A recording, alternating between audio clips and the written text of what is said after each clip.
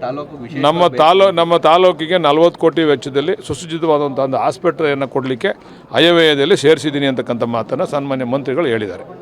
Sir, ಈಗ ಕಾಂಗ್ರೆಸ್ ಸರ್ಕಾರದಲ್ಲಿ ಅಧಿಕಾರಿಗಳಿಗೆ ರಕ್ಷಣೆ ಇಲ್ಲ ಅಂತೇಳಿ ಬಿಜೆಪಿ ಪ್ರತಿಭಟನೆಯನ್ನು ಮಾಡ್ತಾ ಇದ್ದಾರೆ. ಒಂದ್ ಕಡೆ ಆತ್ಮಹತ್ಯೆ ಮತ್ತೆ ಅಧಿಕಾರಿಗಳಿಗೆ ಬೆದರಿಕೆ ಆಗ್ತಾ ಇದ್ದಾರೆ ಕಾಂಗ್ರೆಸ್. ಅಲ್ಲ, ಈಗ ವಿರೋಧ ಪಕ್ಷದವರು ನಮ್ಮ ಆಡಳಿತನ ಹೋಗ್ಲಕ್ಕಾಯ್ತದ? ಎಲ್ಲ ಸಂದರ್ಭದಲ್ಲೂ ಸಣ್ಣ ಪುಟ್ಟ ಘಟನೆಗಳು ಆಗ್ತವೆ. ಆ ಘಟನೆಗಳನ್ನೇ ವೈಭವೀಕರಣ ಮಾಡ್ತಕ್ಕಂಥದ್ದು ಸೂಕ್ತ ಅಲ್ಲ. ನೀವು ಕೇಳ್ತಾ ಇರ್ತಕ್ಕಂಥದ್ದು ಭದ್ರಾವತಿ ವಿಚಾರದಲ್ಲಿ, ನೀವು ಕೇಳ್ತಾ ಇರ್ತಕ್ಕಂಥ ವಿಚಾರ ಸಂಗಮೇಶ್ ಅವರ ಪುತ್ರರ ವಿಚಾರದಲ್ಲಿ ಕೇಳ್ತಾ ಇರ್ತಕ್ಕಂಥದ್ದು. ಎಲ್ಲ ಕಾಲದಲ್ಲೂ ಇಂಥ ಘಟನೆಗಳಾಗಿದ್ದಾವೆ. ಬಟ್ ಅವರು ಅಲ್ಲಗಳಿದ್ದಾರೆ, ನಂದಲ್ಲ, ನನ್ನ ಮಗ ಅದನ್ನು ಮಾಡಿಲ್ಲ ಅಂತೇಳಿ ನಾನು ನಿಮ್ಮ ಮಾಧ್ಯಮಗಳ ಮುಖಾಂತರ ನೋಡಿದೆ. ಆದರೆ ಎಲ್ಲ ಕಾಲದಲ್ಲೂ ನಡೆದಿದ್ದಾವೆ ಇಂಥ ಘಟನೆಗಳು. ಏನು ಬಿ ಜೆ ಪಿಯವ್ರಿಗೆ ಸತ್ಯ ಹರಿಶ್ಚಂದ್ರನೇನಲ್ಲ, ಅವ್ರ ಕಾಲದಲ್ಲೂ ಕೂಡ ನಡೆದಿದೆ. ಇದನ್ನೇ ಘಟನೆ ಇಟ್ಕೊಂಡ್ಬಿಟ್ಟು ಏನು ಅಧಿಕಾರಿಗಳ ಮೇಲೆ ದೌರ್ಜನ್ಯ ಅಂತ ಹೇಳ್ತಕ್ಕಂಥದ್ದು ಎಷ್ಟು ಸೂಕ್ತ ಅಂತೇಳಿ ಬಿ ಜೆ ಪಿಯವರೇ ಆಲೋಚನೆ ಮಾಡಬೇಕು. ಸರಿ, ಕಾನೂನು ಸುವ್ಯವಸ್ಥೆ ಬಗ್ಗೆ ಬಿಜೆಪಿ ಪ್ರಶ್ನೆ ಮಾಡ್ತಾರೆ. ಯಾಕಂದರೆ ಮೈಸೂರಲ್ಲಿ ಉದಯಗಿರಿಯಲ್ಲಿ ನಡೆದಿರುವಂಥ ಒಂದು ಘಟನೆಯನ್ನು ಇಟ್ಕೊಂಡು ರಾಜಣ್ಣವ್ರು ಹೇಳಿದರೆ ಪೊಲೀಸ್ನವ್ರದ್ದೇ ತಪ್ಪು ಅದರಲ್ಲಿ ಅನ್ನೋ ಮಾತು.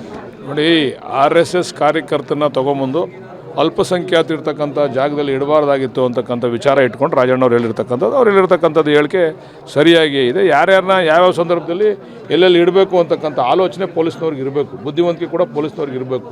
ಅದರಿಂದ ಸಣ್ಣ ಪುಟ್ಟ ಘಟನೆಗಳು ಆಗ್ತವೆ.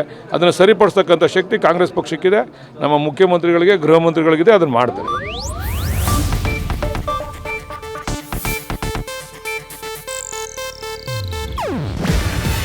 ಇದು ಏಷ್ಯಾನೆಟ್ ನ್ಯೂಸ್ ನೆಟ್ವರ್ಕ್ ಪ್ರಸ್ತುತಿ. ನೀವು ನೋಡ್ತಿದ್ದೀರಾ ಏಷ್ಯಾನೆಟ್ ಸುವರ್ಣ ನ್ಯೂಸ್.